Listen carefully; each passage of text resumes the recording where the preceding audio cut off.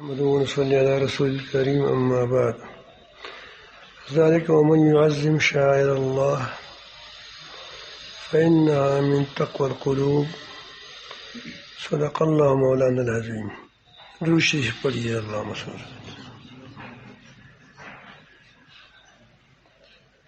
شرک کے متعلق کل بتایا گیا تھا کہ جب انسان اللہ تعالی جل جلالہ کے ساتھ کسی کو کسی طرح اس کی ذات میں، اس کی صفات میں اور اس کی اختیارات میں شریک کرتا ہے تو وہ انسانیت کی بلندیوں سے گر پڑتا ہے. اللہ تعالیٰ کی عبادت میں کسی کو شریک کرتا ہے تو انسانیت کی بلندیوں سے گر جاتا ہے. اس پر کل تفصیل سے بات ہوئی تھی.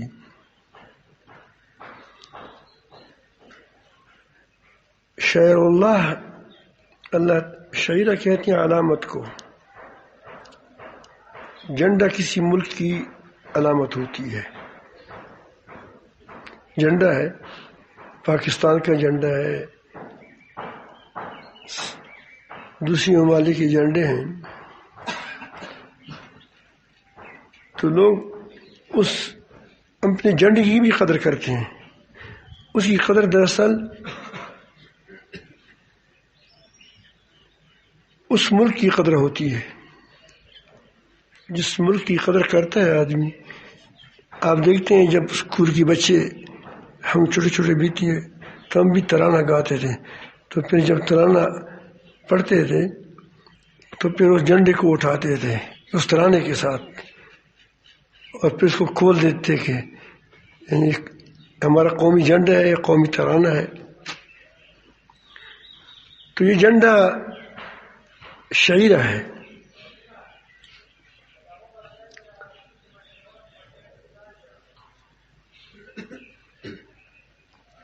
تو اللہ رب العالمین فرماتے ہیں کہ جو آج لوگ شاعر کی ومن یعظم شعائر اللہ، جو شخص اللہ تعالی کی نامزد کے نام لگی ہوئی چیزوں کی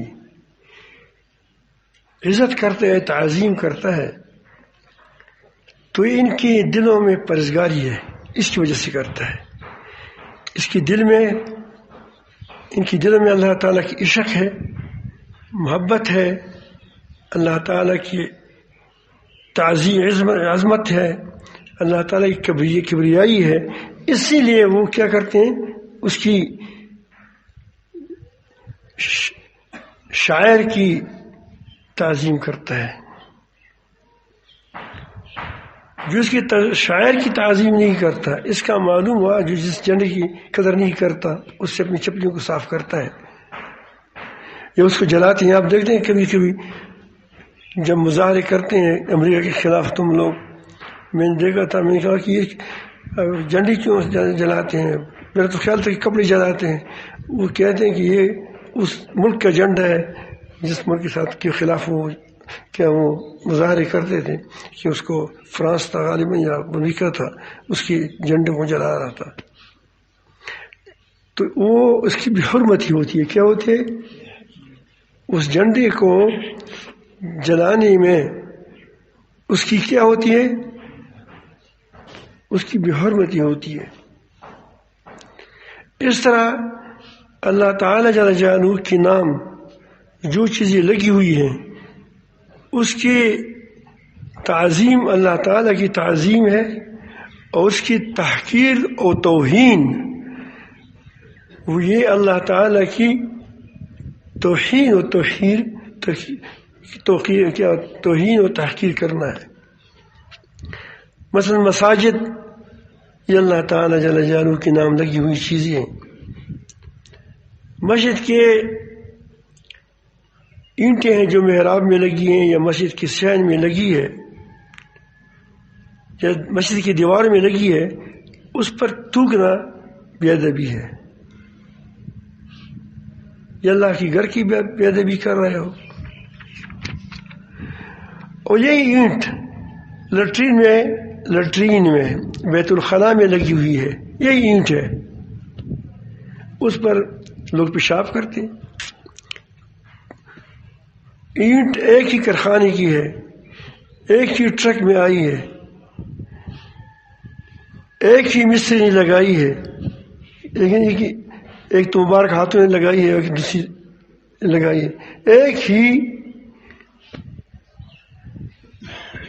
مستری نے لگائی ہے، لیکن ایک پر آپ پیشاب نہیں کرتی، تھوک نہیں کرتی، اس کے صاف رکھتے ہیں۔ یہ اللہ کی گھر کا اینٹ ہے، اس کے ساتھ لگ گیا، اس کے ساتھ لگ گیا۔ اور دوسری اینٹ کی کیا کرتے ہیں؟ آپ اس پر پیشاب کرتے ہیں، پخانہ کرتے ہیں۔ میرے خیال میں آپ سمجھ گئے ہوں گے اس بات سے۔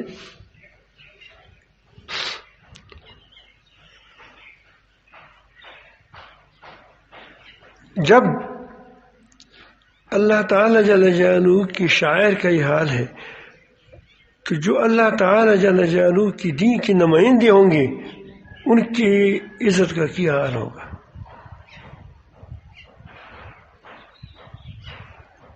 ایک جھنڈا ہے، کسی کی جھنڈے کو جلا دیا کسی نے تحقیراً، توہیناً، اور ایک شخص لوگ لگ گئے اس کی سفیر کو، اس ملک کی سفیر کو توہین کی، تحقیر کی، اس کو مار دیا، جلا دیا۔ فرق ہوگا؟ فرق نہیں ہوگا، آسمان و زمین کا فرق ہوگا۔ کیونکہ شاعر میں تو والبدن من شاعر اللہ، اونٹنی بھی کیا ہے؟ جو اونٹنی حج کے لیے جا رہی ہے وہ کیا ہے؟ وہ اللہ کے نام لگ گئی، اس کی بھی قدر کرو، اس کی گلے میں جو پٹے ہیں اس کی بھی قدر کرو۔ ان الصفا والمروہ من شاعر اللہ، صفا و مروہ اللہ کی شاعر ہے، پہاڑیاں ہیں۔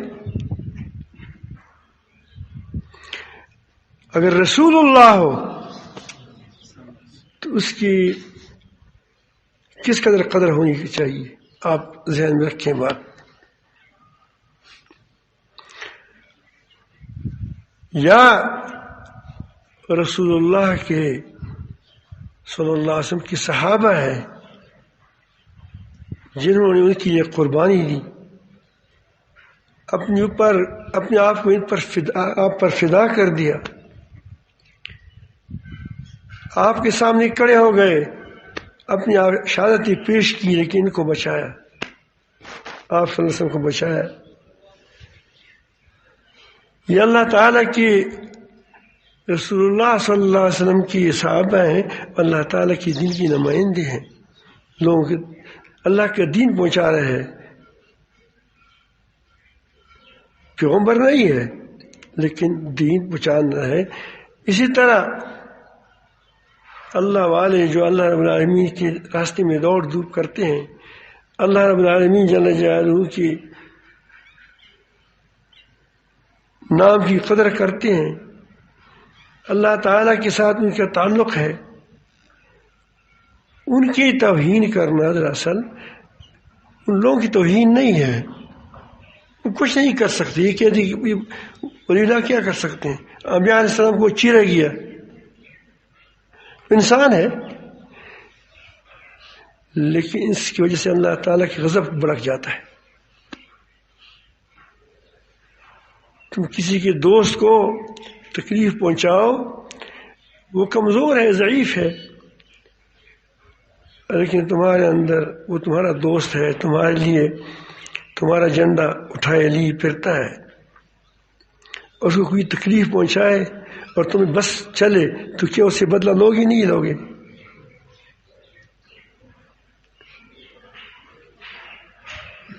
اللہ تعالیٰ جل جلالہ نے ایک حدیث قدسی ہے فرمایا ہے کہ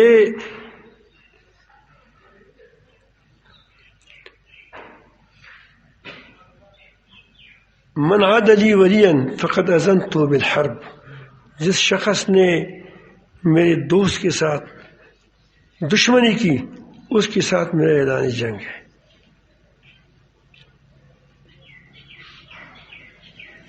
اسی لیے اللہ تعالی جل جلالہ کے نام لگی ہوئی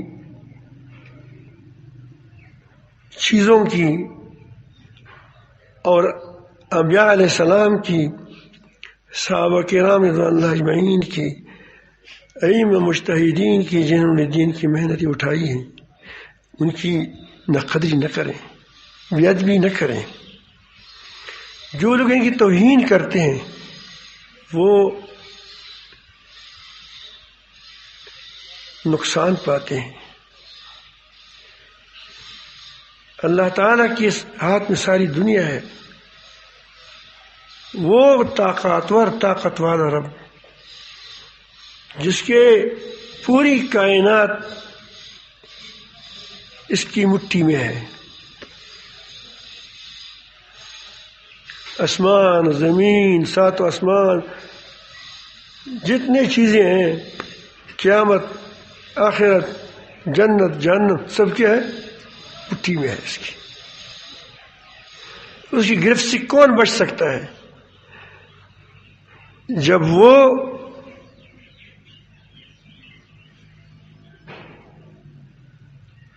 اس کے ساتھ جو دشمنی کریں اس سے کوئی نہیں جیت سکتا۔ ایک سودخور اللہ کا دشمن ہے، اللہ تعالیٰ نے سودخور کے بارے میں فرمایا، اور ہم سود لینے پر فخر کرتے ہیں کہ ہمیں فلان نے ایف ہے یا فلان ہے یا یہی ہے، وہ ہمیں یہاں کیا دیتا ہے؟ سود دیتا ہے، سود پر رقم دیتا ہے، ہم اس پر فخر کرتے ہیں، اس پر اپنی شملیں اٹھاتے ہیں۔ آپ دیکھتے ہیں کس طرح حکومتیں گر جاتی ہیں۔ تو میں عرض کر رہا تھا کہ اللہ تعالیٰ کی دوستوں کے ساتھ دشمنی لینا کتنی بری بات ہے۔ عبد الجبار غزنی کا رہنے والا تھا، غزنوی عالم تھا، غیر مقلد تھا، لیکن بے ادب نہیں تھا، سنا ہے۔ ایک بار اس کے پاس شخص آیا، ایک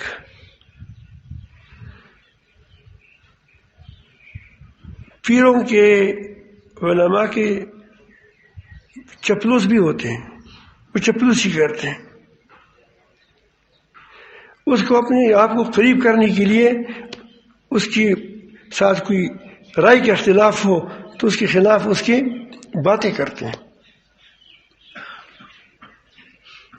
تو اس نے امام ابو حنیفہ رحمۃ اللہ علیہ کہ اس شخص نے بہت سخت قحط الفاظ میں بے ادبی کی، گالی کی حد تک گیا۔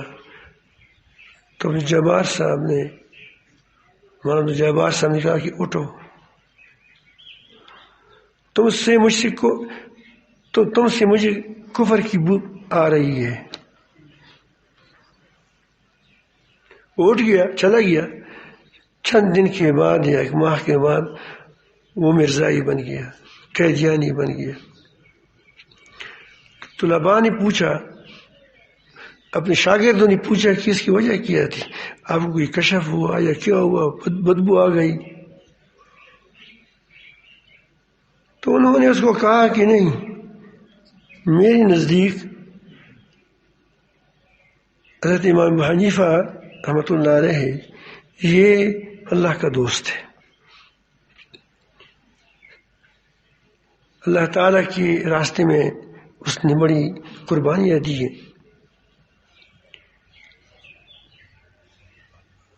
مسائل میں اختلاف ہوتا ہے، رائے کے اختلاف ہوتا ہے، وہ اپنی جگہ، لیکن جب میں نے دیکھا کہ اس کی گستاخی کر رہا ہے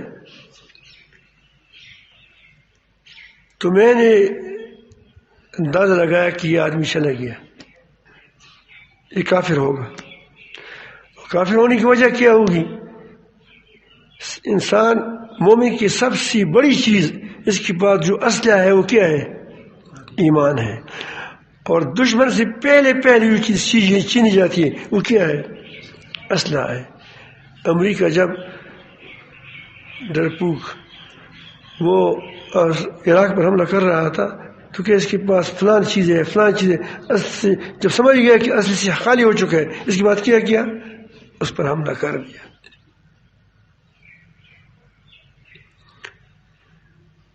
تو اس کی اصلیت سے اللہ تعالیٰ نے اللہ تعالیٰ اس کو بے ایمان کیا کرے گا،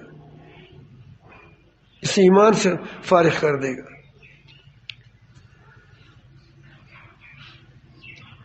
بعض لوگ کہتے ہیں، بعض لوگ انبیاء علیہ السلام کی اگر کوئی مدح بیان کریں تو وہ کہتے ہیں کہ اس سے شرک کی شائبہ ہوتا ہے. یہ ان کا سوال ہوتا ہے، ان کا یہ خیال ہوتا ہے. یہ خیال باطل ہے. شرک واضح ہے، کسی کو اللہ تعالیٰ کی ذات میں یا اس کی صفات میں یا اس کی اختیارات میں یا اس کی عبادت میں شریک کرنا. کس طرح؟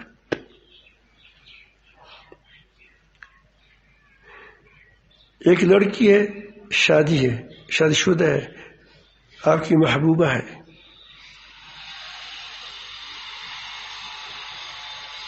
اس کی وہ اگر آپ کی ہم بستری میں اور آپ کی ساتھ جو پیار کرتی ہے، چوما وغیرہ وغیرہ، اس میں اور انداز چال میں وہ آپ کی دوست کے ساتھ بیوی رکھیں گی تو تم کو دوستو بیچارہ اس میں کیا قصور ہے؟ آپ کو اپنی بیوی سے کیا ہو جائے گی؟ نفرت ہو جائے گی.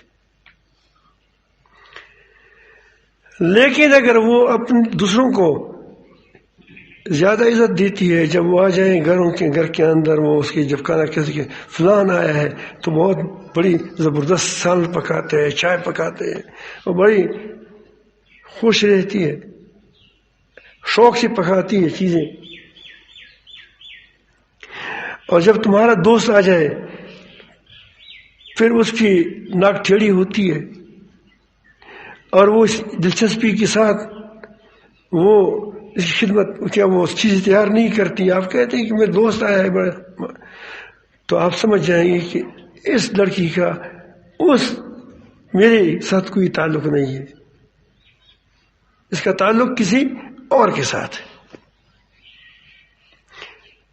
دس بٹوں میں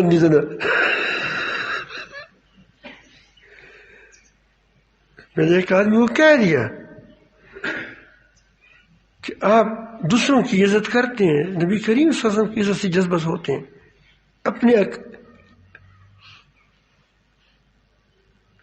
تم روحانی طور پر کس کا؟ وہ ہمارا پیغمبر ہے، اس نے اللہ تعالیٰ کے راستے بتایا ہے، توحید اس نے بتایا ہے. دراصل اس کا نبی کریم صلی اللہ علیہ وسلم کے ساتھ رشتہ نہیں ہوتا، وہ کسی اور کا ہوتا ہے، نام پیغمبر کا لیتا ہے، اور بہانے یہ بناتے ہیں اس کی عبادت مت کرو، اس سے مانگو مت، اس کو ماں مل جا مشکل کی شام مت کہو.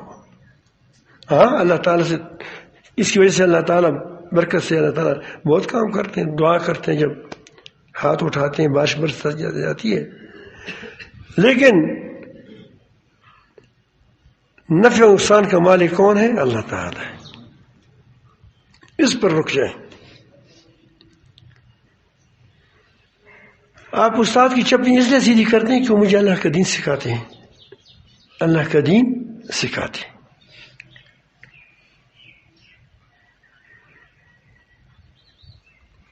سب سے زیادہ شرک جو آسمانی مذاہب والے ہیں، جو معروف، اس میں حضرت عیسیٰ علیہ السلام کے ساتھ ہوا ہے، حضرت عیسیٰ علیہ السلام کو اللہ کا بیٹا بنا دیا گیا.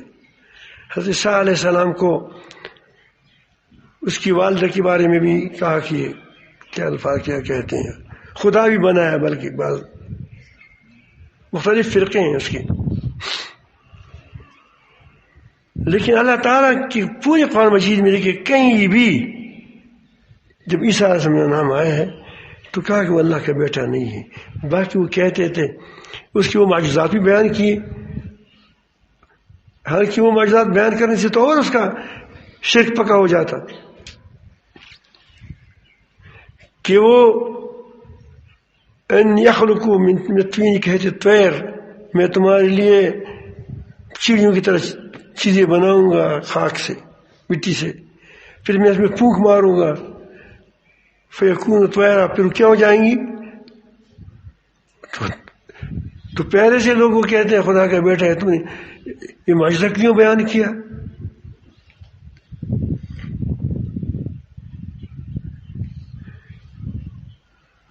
لیکن کہا کہ باذن اللہ، کس کا؟ اللہ تعالیٰ نے حکم دیا تھا، ہر کی عادت سے، اللہ تعالیٰ کے حکم سے یہ کام میں نے کیا ہے. تعالیٰ نے فرمایا ہے. مٹی کو بھی حکم کس نے دیا؟ اللہ تعالیٰ نے دیا. مجھے بھی کسی نے حکم دیا؟ اللہ تعالیٰ نے دیا. باذن اللہ کے نام میں خطا نہ کہ وہ غلطی نہ کہیں کہ آپ کہیں کہ اللہ تعالیٰ نے اس کو اختیار دیا تھا. اختیار نہیں دیا تھا کہ جس کو چاہو اس کو زندہ کرو، یا جس کو چاہو کیا کریں اس کی چڑیا بناؤ. نہیں، اللہ تعالیٰ حکم فرماتے تھے. جس کے بارے میں میرا ایک ساتھی ہے، بچپن میرے ساتھ رہے، بچپن سے ہمارے ساتھ رہے ہیں، ڈاکٹر معاذ صاحب، بڑی عجیب آدمی ہے، وہ شاعر بھی بہت ہے.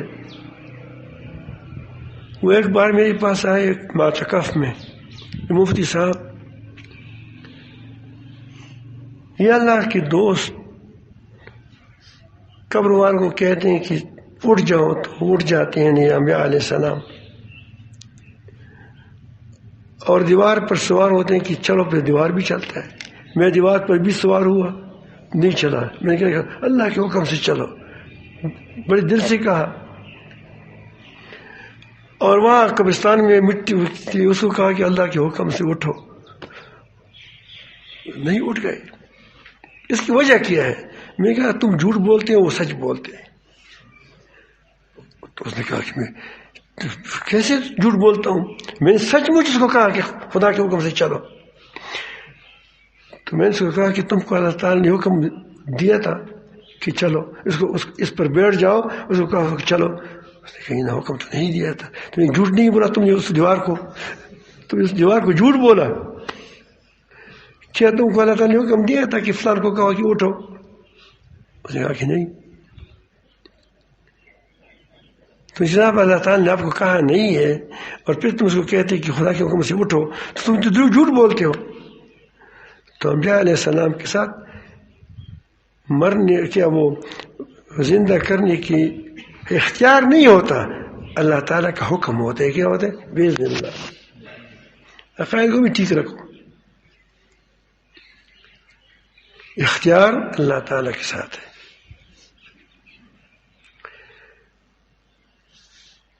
باذن اللہ، اللہ کی ذم سے. وہ ابری ہو، میں ٹھیک کرتا ہوں، الکمہ مادرزاد نبینا، والابرس کوڑی کے مرض میں جو مبتلا ہو، وہی الموتى، موت مردوں کو زندہ کرتا ہوں. سب کو نہیں کرتے تھے، پھر تمام دنیا اٹھ جائے، جس کے بارے میں فرماتا تھا باذن اللہ، کس کے حکم سے. وَأُنَبِّئُكُم بِمَا تَأْكُلُونَ وَمَا تَدَّخِرُونَ فِي بُيُوتِكُم، میں تم کو بتا دیتا ہوں کہ تم نے کیا کھایا ہے اور تم نے گھر میں کیا ذخیرہ کیا ہے. اتنے بڑے بڑے معجزات بیان کیے اللہ تعالیٰ کے. آپ پیغمبر علیہ السلام کی معجزہ بیان کریں، وہ کہتے ہیں کہ لوگ شرک میں مبتلا نہ ہو جائیں. یہ قرآن مجید ہے. وہ تو شرک میں مبتلا ہو چکے تھے، پھر بھی یہ کہتے تھے.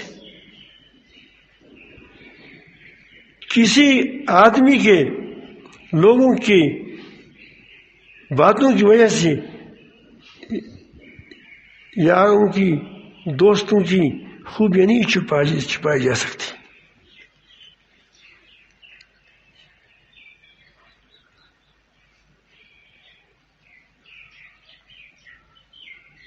ہاں کوئی اس کو شریک کرے اس کی نفی کرے. اللہ تعالیٰ فرماتے ہیں وہ میرا بیٹا نہیں ہے. اللہ کا کوئی بیٹا نہیں. لم یلد ولم یولد، میرا جز نہیں ہے. اگر وہ بن باپ پیدا ہوا ہے تو اس کی مثال ایسے جیسے آدم علیہ السلام کو میں نے ماں باپ کے بغیر پیدا کیا ہے. ایک طرف شرک سے بچاتے ہیں قرآن مجید، دوسری طرف تعظیم بتاتا ہے تم کو. کس قدر غلطی پر وہ لوگ ہیں جو توحید کی آڑ میں توہین کرتے ہیں، اور کتنی غلطی پر ہیں وہ لوگ جو محبت اور عقیدت کی آڑ میں شرک کرتے ہیں. اللہ تعالی ہمیں شرک سے بھی بچائیں اور توہین و تحقیر سے بھی بچائیں. اللہ کے بندوں کی، اللہ تعالیٰ کی نیک بندوں کی اور اللہ تعالیٰ کی شاعر کی.